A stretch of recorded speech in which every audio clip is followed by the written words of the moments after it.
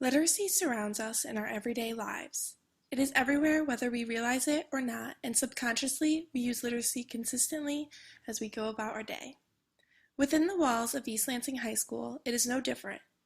The students are immersed within the act of literacy from their schoolwork to their cell phones. It is a constant. Walking through the halls, one cannot help but notice how much there is to look at and take in. Focusing on the subject of art alone, the walls are littered with students' work and murals. This allows for students to really look at the art repeatedly during their school days and constantly gain more literacy from these pieces.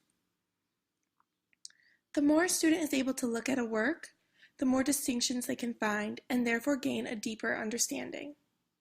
Literacy in art spills over from the classroom and into the halls, really showing the importance of it within this school.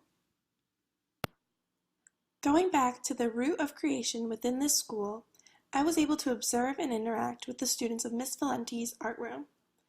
The classes that I mostly dealt with were 2 of her drawing classes and 1 ceramics class. Miss Valenti did a good job of creating a literacy-rich room. The walls of her classroom were filled with helpful posters.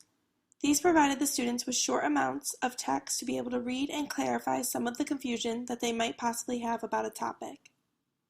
Also, Miss Valenti provided her students with many worksheets that they could reference if they forget what was expected from them with a certain project. In the drawing class, the students were given the task of creating a drawing that dealt with color theory and cartooning. Shown is the work of focus student number 1. This student expressed a lack of enthusiasm for art and the literacy that it has to offer. Upon interviewing the student, when asked what he enjoys doing most when he is not in school, his answer was playing sports and hanging out with friends. When asked if he reads outside of school, his response was, "Does Twitter count?" He spoke of only really reading social media apps outside of school and said that he does it every day and often throughout the day. When questioned about his writing habits outside of school, he again directed the conversation around social media. He related this type of literacy to the tweets he writes and the people he texts. He said that he does this every day whenever he feels like it for short amounts of time. This writing is shared by being on his timeline as well as being shared with those who he texts. When it comes to in-school literacy, the student says that when he struggles with certain texts, he uses the strategy of rereading. If he needs help, he will typically ask his friends for help instead of the teacher. The texts in school that he finds most difficult to read are in his English classes, since he finds the literature to be boring in his words. He enjoys reading history the most, since he believes it is important to learn about how it was back in the day and learn from it. When it comes to writing in school, this student typically struggles with narratives. He finds it hard to come up with the ideas for them, and he does not like writing introductions. Relating literacy to the art room, the student said he definitely believes he is a good reader in this class. The readings are short and only some of the words are unfamiliar to him. He expresses that practice will probably make him a better reader in this class. The writings in this class are again not much and fairly short aside from 1 research paper. There are just small reflections that happen at the end of each project. Overall, the student seemed like he felt he could do the bare minimum yet still do well in the class. In the ceramics room was where I met focus student number 2. The student expressed her love for basketball and writing, the 2 things she enjoys doing most outside of school. She says she tries to read outside of school, and it typically ends up being murder mystery novels. She finds her reading materials in the store or online.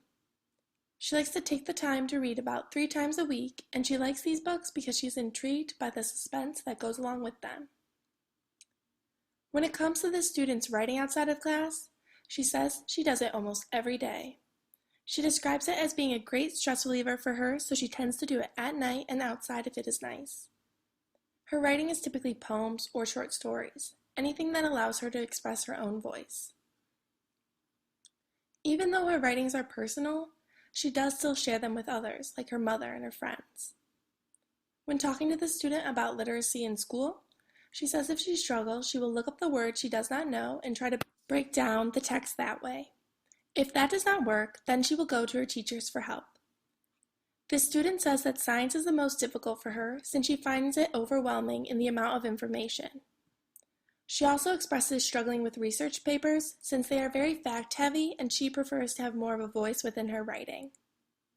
This student thinks she is a good reader in this class because she says she understands what it is she is reading and is not confused about what is being asked of her. But even then, she says it does not hurt to practice. This student describes the text in this class as being very historical, though there is not much reading assigned.